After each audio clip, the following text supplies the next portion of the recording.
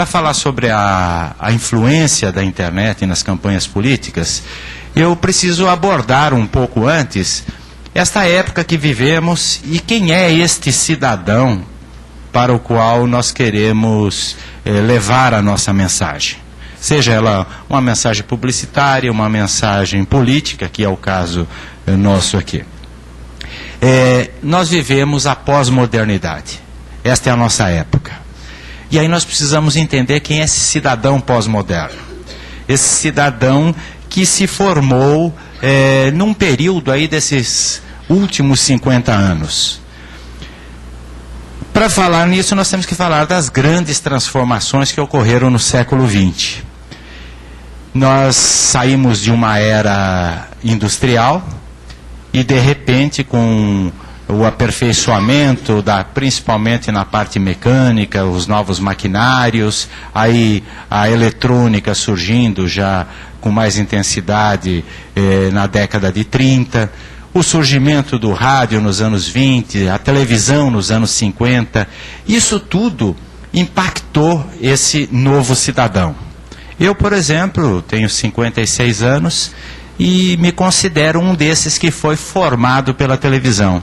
Eu me lembro, em 1954, eu tinha 6 anos de idade, o meu pai comprou a primeira televisão do bairro.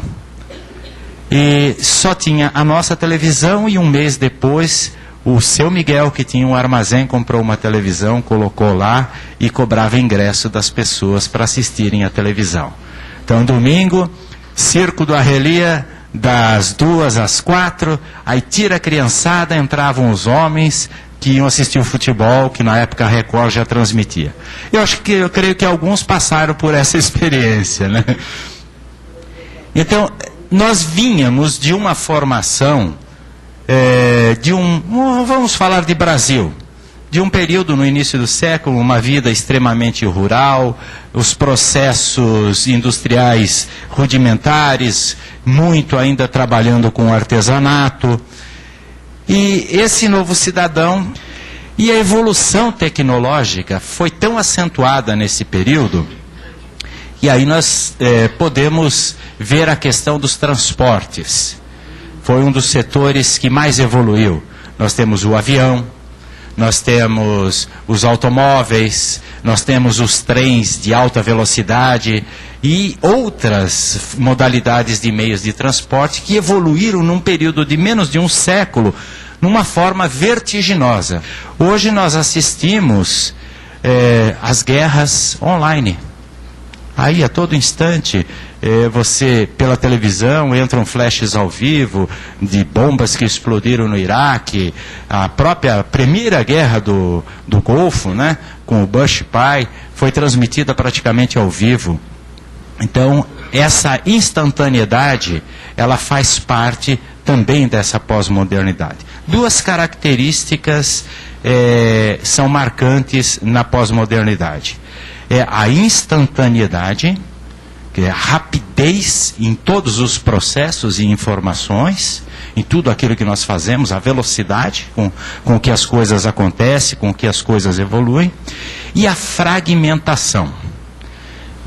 E vamos falar dessa aldeia global, né? Que tem na fragmentação a sua maior representação.